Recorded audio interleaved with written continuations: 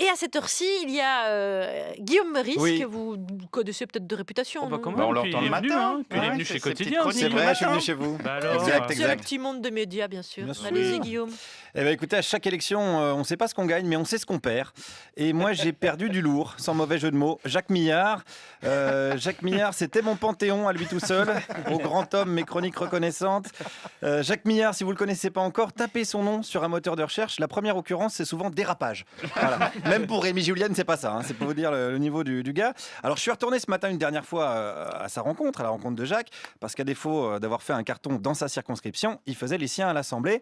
Je m'attendais à trouver un homme abattu, mais en fait, non. Comment il analyse sa défaite ? Un, ce n'est pas ma défaite personnelle. Ah bon ? Deux, non, parce La que défaite j'ai de le qui sentiment, ce n'est pas ma défaite, c'est la défaite, je dirais, d'une volonté de tout foutre par terre et de tout changer pour que rien ne change. Et donc, aujourd'hui, je Mais ne prends pas l'élection. ça.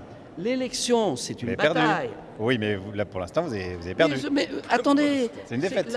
La messe n'est pas dite. Ah On si, a c'est eu un fini, revers. Un instant, vous voulez tirer des conclusions hâtives. Non, mais sur Ce cette élection-là. gouvernement, Mais je vous l'ai dit, on a perdu une bataille, mais on n'a pas perdu la guerre. Mais vous avez quand même Et perdu. là- Alors, vous reconnaissez quand même la défaite. Non. Ouais, c'est compliqué, hein, ça fait un quart de siècle qu'il est député, Jacques. Hein. C'est comme quand tu annonces à ta grand-mère qu'elle va changer de maison de retraite. C'est pas facile. Mais bon, moi, je suis là pour ça aussi, hein, une mission de service public au chevet des personnes âgées. Alors j'ai essayé de lui faire entendre raison. Puisque vous savez qu'à Paris, il n'y a eu qu'une personne élue, dans les Yvelines qu'une personne, dans Mais dans votre circonscription, vous mais dans étiez la contre circonscription, quelqu'un mais, et la j'entends bien. personne a eu plus de voix que vous. D'accord. Voilà, c'est bon, on y est, on touche plus à rien, c'est bon, il y est, c'est bon, voilà, il reste juste à faire la corrélation entre avoir plus de voix et gagner l'élection.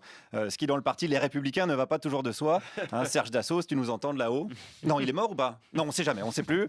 Bon, bref, Jacques a perdu contre Yaël Braun-Pivet de La République En Marche, 23 ans de moins que Jacques, et ça l'agace. Le jeunisme, qui est un concept fasciste, comme chacun sait. Et donc, bien sûr, vous devriez le savoir, mais relisez un peu votre histoire. Ne faites pas l'étonner quand je vous parle de ce qui sont des vérités historiques. Donc, il est Le évident- jeunisme à l'Assemblée nationale, c'est un concept fasciste ? C'est ce qu'avait développé Benito et tout est quanti. Bien sûr, bien sûr. Benito, dans son fameux Benito, livre Les regarde. comparaisons hasardeuses, préface de Jacques Millard.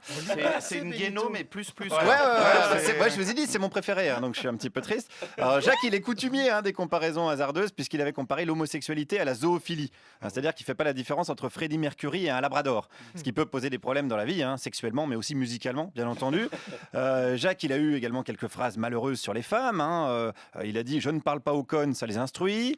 J'ai joui en lisant le portrait que vous avez fait de moi à une journaliste. » N'est-ce pas, Jacques ? C'est absolument faux, j'adore les femmes. Mais simplement, ce qui manque le plus, vous savez, au mouvement féminin aujourd'hui, c'est l'humour. Ah, ouais, vous voyez, là, du coup, là, on va encore vous accuser de sexisme. Mais non, on va pas le dire. Moi, je reste un Gaulois, voilà. Alors attention, Jacques, pas d'amalgame, on n'est pas certain que Vercingétorix faisait des blagues de cul.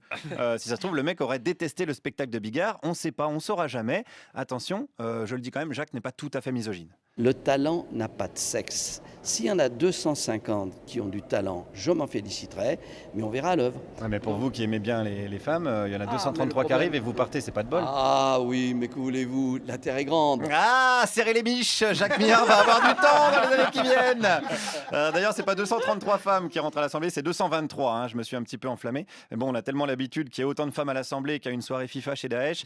Je me suis laissé aller. De toute façon, il les verra pas, ces députés, parce qu'on se dit, bah voilà, il ira plus à l'Assemblée, Jacques. Mais en fait, bah si.